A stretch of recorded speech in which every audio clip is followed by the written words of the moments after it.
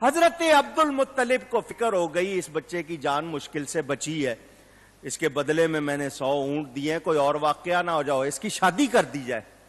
مکہ مکرمہ میں بڑے مشہور سردار وہب نام تھا، ان کے پاس گئے اور کہا میں عبد المطلب، میں بھی سردار تو بھی سردار، میرا بیٹا نیک تیری بیٹی نیک، میرا بیٹا خوبصورت تیری بیٹی خوبصورت، تو بھی مالدار ہے میں بھی ماشاءاللہ، تو کیا ہی اچھا وہ رشتہ داری ہو جائے، میں تیری بیٹی آمنہ کا رشتہ لے کر آیا ہوں۔ اس زمانے میں جاہلیت میں اس خاتون کو طاہرہ کے لقب سے پکارا جاتا تھا۔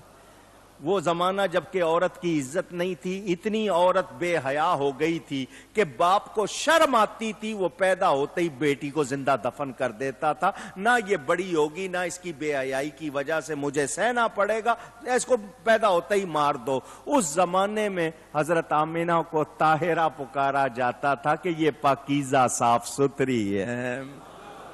لیجئے جی، نکاح ہو گیا، پہلے ہفتے میں ہی حضرت آمنہ نور محمدی کی امانت دار ہو گئی۔ اپنے ذہنوں کو صاف کر لو، بیان میں کوئی خرابی نہیں، کسی کے ذہن میں ہو تو وہ اپنا ذہن صاف کرے۔ میں میلاد بیان کرنے لگا ہوں، میرے آقا کا میلاد ہے، پاک ذہنوں سے بڑی محبت سے سننا۔ حضرت آمنہ فرماتی ہیں مجھ سے خوشبو آنے لگ گئی، فرماتی ہے مجھے اندھیرے میں گھبراہٹ نہیں ہوتی تھی، مجھے سب کچھ نظر آتا تھا۔ کیوں؟ آ گیا وہ نور والا جس کا سارا نور ہے، آ گیا وہ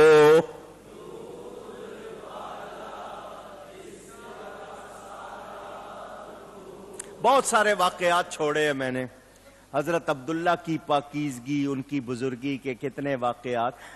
جب وہ گزر رہے تھے ایک جگہ سے، ایک عورت تھی نام فاطمہ تھا، عالمہ عورت تھی، کتابوں کی جاننے والی۔ حضرت عبداللہ کو دیکھا، کہنے لگی مجھ سے شادی کر لو۔ فرمایا میرے ماں باپ فیصلہ کریں گے۔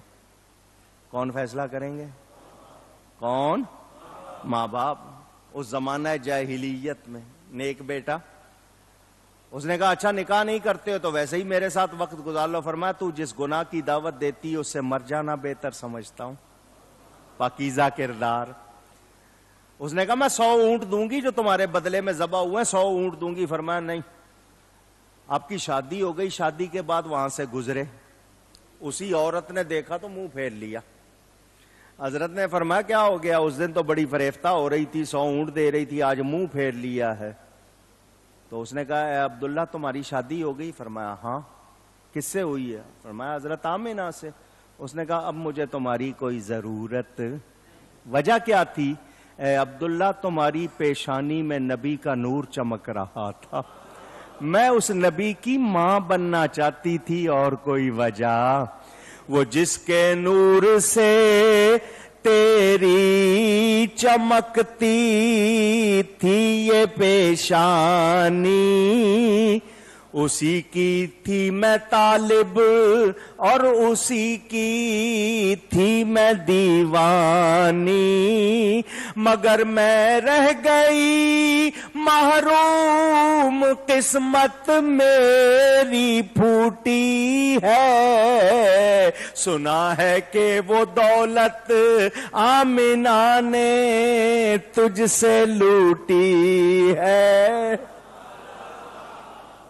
وہ حضرت عبداللہ کا کردار، یہ حضرت سیدہ آمنہ میرے نبی کے ماں باپ، حضور کی امت کے اولیاء میں سے ہیں، شان والے ہیں۔ حضور نے ان کو زندہ کر کے صحابی بنایا۔ کوئی اگر ان کو کوئی بری بات کہے، ہلکی بات کہے تو ہم سننے کو تیار نہیں، ان پر ہمارے ماں باپ قربان۔ وہ میرے نبی کے ماں باپ ہیں، اللہ نے ان کو ماں باپ بنایا ہے، وہ بڑی شان والے ہیں، ان کے بارے میں کوئی ہلکا لفظ بھی ہم سن سکتے؟